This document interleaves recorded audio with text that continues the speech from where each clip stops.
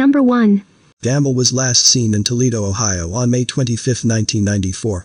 His mother, Kelly Williams, stated she last saw her son at approximately 11 a.m. while he played on the rear steps of their apartment at Weiler Homes, located on the east side of Toledo. Kelly claimed she left the child alone for a maximum of 5 minutes, and when she returned, Jamel was gone. He has never been seen or heard from since. Investigators were unsure of what happened to the child. They considered the possibility that he was abducted by a stranger from outside his apartment. In fact, some missing children agencies continue to list him as a non-family abduction. However, investigators have found no evidence that Jamel was taken by someone he didn't know. The focus of the investigation was on Jamel's mother and her live-in boyfriend, Gary Thomas. They both later married after Jamel went missing and have since divorced. Authorities have pointed out that both Kelly and Gary have been uncooperative in the investigation and even refused to provide a DNA sample in case human remains were found that could match the child. Investigators have found no evidence that Jamel even lived at the supposed apartment he allegedly disappeared from. Kelly moves into the apartment on April 15, 1994, more than a month before Jamel went missing. No one else at the housing project reported ever seeing Jamel after that date. His mother and her boyfriend claimed they refused to send in a sample as they resented being treated as suspects. A month after Jamel went missing, Gary's cousin presses charges against him for domestic violence, aggravated menacing, criminal trespass, and criminal damaging. She stated that Gary became violent after she brought up Jamel's disappearance to him. Gary has denied any knowledge of the child's disappearance. Kelly has defended him and said he was good to Jamel before his disappearance. Jamel remains missing and his case remains unsolved. Foul play is possible. Number 2. Adriana was last seen in Ephrata, Pennsylvania on November 28, 1988. She was last seen at a residence located in the 20th block of North Charles Street. Her mother, Mariela Escobar, saw her at 6:15 a.m. in the kitchen, and they spent some time together before she left for work, and Adriana went back to sleep. School was off during the day of her disappearance.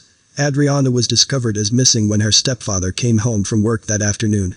He had left earlier in the morning than Escobar, so he hadn't seen Adriana that day. He was confused to find the curtains of the home still draped, since Adriana always opened them when she got out of bed.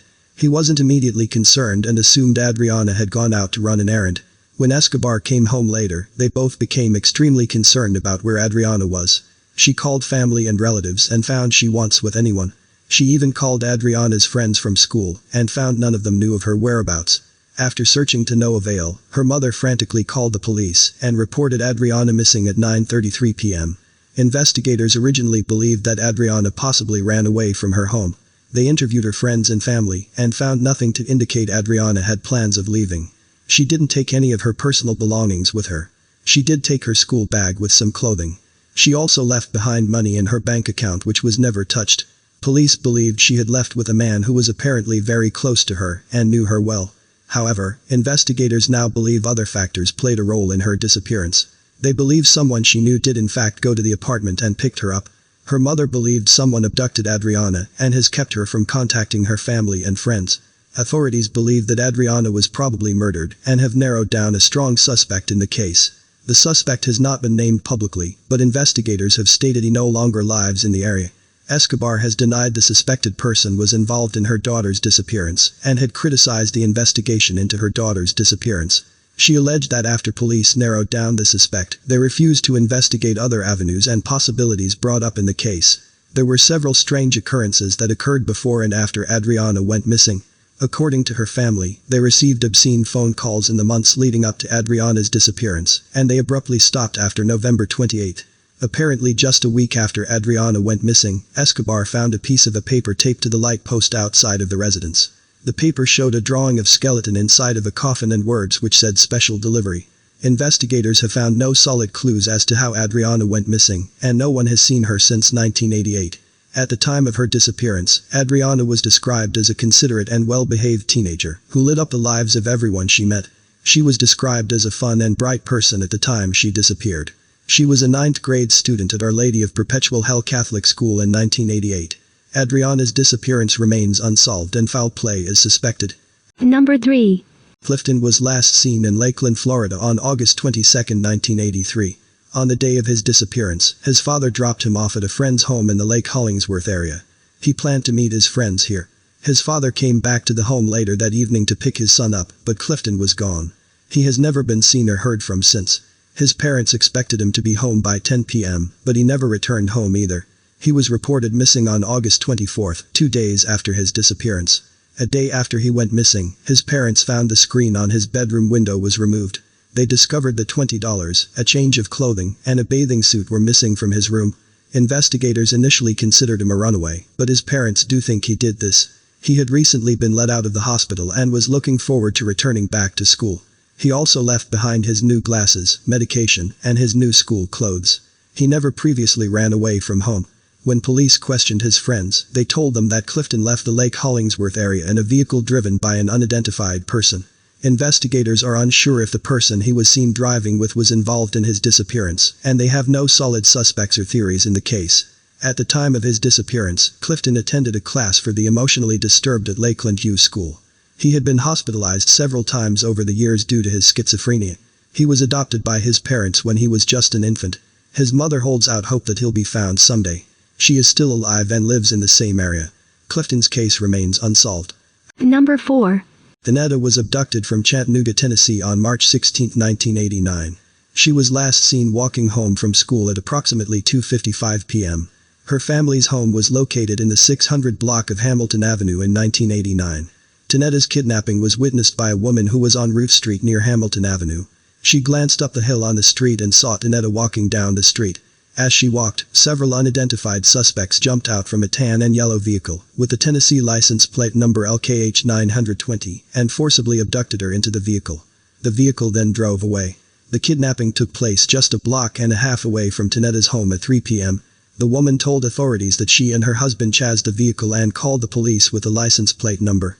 Tonietta's mother filed a missing child report approximately 8 hours after her abduction, when she never returned home from school. Investigators originally believed that Tonietta's disappearance and the abduction were two different incidents. Tonietta was initially considered a runaway, and the abduction was considered a possible domestic violence issue. 2 days after Tonietta was taken, her disappearance and the kidnapping were connected into one incident, and investigators began looking for Tonietta's kidnappers. Investigators were able to trace the plate number of the car involved in the abduction to a man named Jeffrey Jones. He had a criminal record prior to Tonietta's abduction. A year before Tonietta went missing, Jones had been released from prison after serving 8 years for rape and aggravated sexual assault. Investigators also discovered that Jones raped a woman who lived in his apartment complex just 2 months before Tonietta was abducted. Investigators went to locate him and discovered that he had taken his own life. Jones was killed through carbon monoxide poisoning, and his body was discovered on March 18, 2 days after Tonietta was taken. Whatever he did to Tonietta he took with him to his grave. He left no note or anything to indicate Tonietta's fate. Investigators have received reported sightings of Tonietta from all over the country. They believed it was possible Tonietta was abducted to be sold into prostitution, and that she might have been taken to California after she went missing. They no longer believe she's alive and hope to recover her remains. At the time of her disappearance, Tonietta was a freshman student at City High School.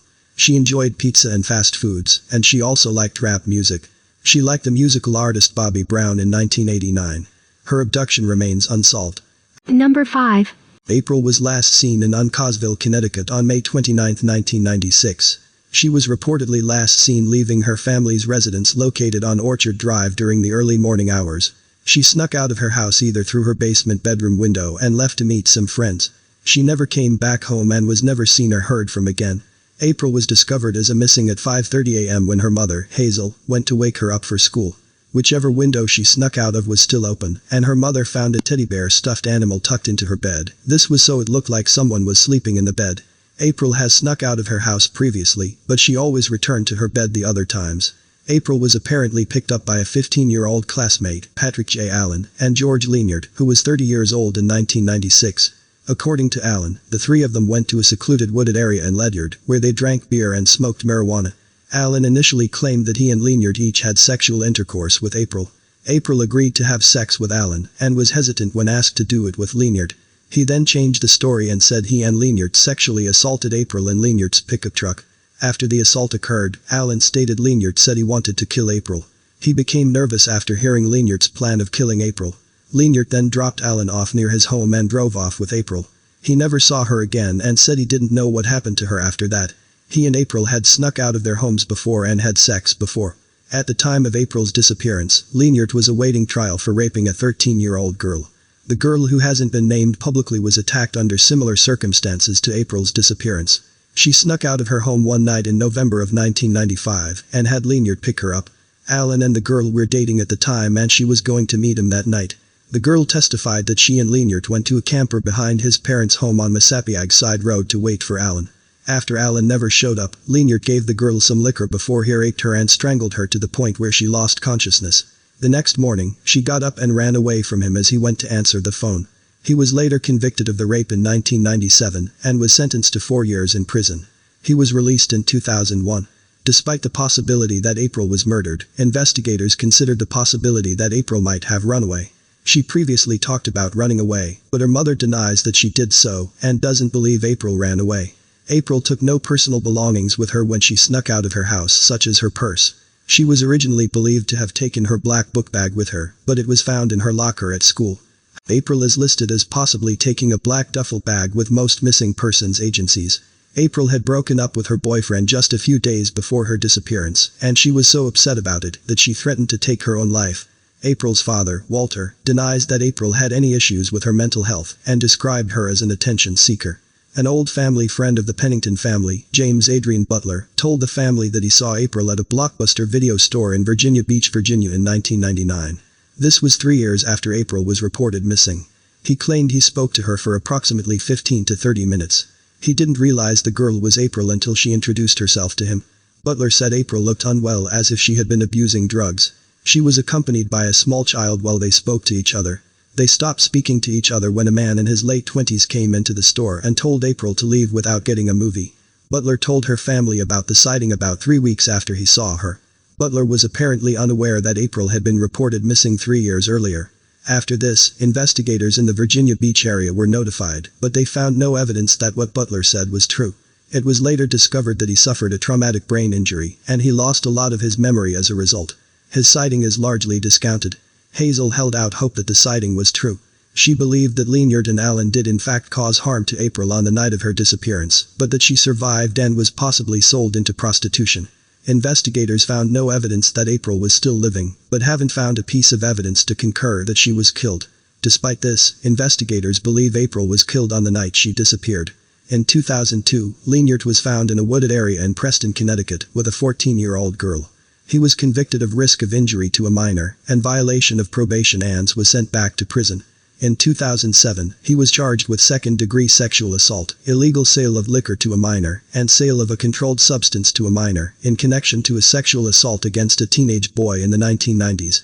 Lynyrd was always considered the primary suspect in April's disappearance, but investigators didn't have enough evidence to file charges against him, and April's body was never found. However, Alan would go on to tell authorities that Lynyrd admitted to killing April the day after she went missing. Lynyrd allegedly dragged April into the woods near Mohegan School where he raped and strangled her to death.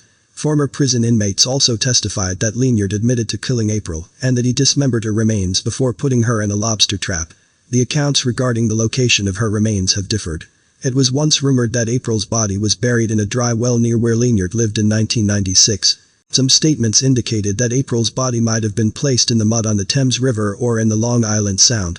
Investigators searched bodies of water and wells for her remains, but they never came up with a body. However, the statements from the inmates and Alan and other witnesses was enough to get an arrested warrant for Lynyrd in relation to April's disappearance. On April 1, 2008, George Lynyrd was arrested in relation to April's presumed death. He was charged with capital murder, kidnapping, and sexual assault in April's case. Alan and the prison inmates whom Lynyrd told the murder to all testified at his trial for leniency in exchange for their testimony. Lynyrd's defense attempted to discredit them at the trial and called them snitches. Their testimony was heavily relied on during the whole thing. Alan also testified against Lynyrd at the trial and detailed Lynyrd's confession to killing April to him. Alan admitted he was only testifying to get his current prison sentence at the time shortened. He was serving a 10-year prison sentence for a sexual assault crime against a 14-year-old girl when he was 26 years old. Lynyrd's defense attempted to undermine Alan's testimony by bringing up his criminal record, as well as the various different stories he told regarding April's disappearance. The girl who was raped by Lynyrd in November of 1995 also testified against Lynyrd as well. She told the media she was happy Lynyrd was in prison and that his arrest and conviction could bring a length of closure to April's family, who suffered 12 years of not knowing. Lynn was convicted of all charges against him in March of 2010 and was sentenced to life in prison without the possibility of parole. In June of 2016, Lyn's conviction was overturned on appeal, and he was given a new trial. The ruling occurred since it was alleged that New London Superior Court Judge Barbara Jongbloed didn't let the jurors view video footage of a state police interview with Patrick Allen, and that the judge improperly excluded the testimony of a defense expert witness on the reliability of jailhouse informants. The excluded video was a 90-minute video of Allen's state police interview, which took place in August of 2004. The video took place shortly before he failed a polygraph test about April's disappearance. However, Barbara ruled that Connecticut courts do not allow polygraph evidence, and that defense attorney Norman Pattis had the absolute right to cross-examine Allen about his credibility in the pre-test interview. The appellate court justices, the court who passed the ruling, stated that the video showed state police put subtle but a significant amount of pressure on Allen to testify Lynn as guilty. His defense wrote that Lynn proclaimed his innocence and that he implicated Allen as the one who murdered April that night. They also argued that the excluded evidence clouded any possibility for Lynn to show that Allen was motivated by a desire to not be charged with April's death. However, it's been argued that the jurors did not need to see the video interview and would actually see Allen in person on the witness stand. Pattis was able to and did grill Allen there regarding his possible pressure from the state police. It's also been argued that the expert on jailhouse informants' testimony had no specific knowledge on the practices in New London County or even in Connecticut. This type of expert testimony had never been previously offered in the state of Connecticut before and was quite rare in the entire country or the United States. The defense, however, argued that the jailhouse informants and Allen all gained something from their testimony, which gave them motive to lie on the stand, and that the jurors weren't aware of how much informants can benefit from doing such. The defense additionally argued that there's no proof that April is dead, and stated it's possible she did run away from her home. They used the fact that she spoke about running away as possible evidence, and included the 1999 discredited Virginia sighting of her. The appellate court, however, ruled that there was evidence that Lynn confessed to killing April, and that April was indeed deceased. Lynn lost his appeal in June of 2020, and remains in prison for killing April. Her parents believed that Allen should have been criminally charged in the case as well, but the statute of limitations for his alleged rape against April had expired by 2008. Investigators believe that April's body is possibly unrecoverable. Lynn was a commercial fisherman at the time of her disappearance and normally fished off Point Judith, Rhode Island in a boat which was named after his daughter. It's possible he placed April's remains inside of a single or multiple lobster pots and then dumped them off his boat to get rid of evidence.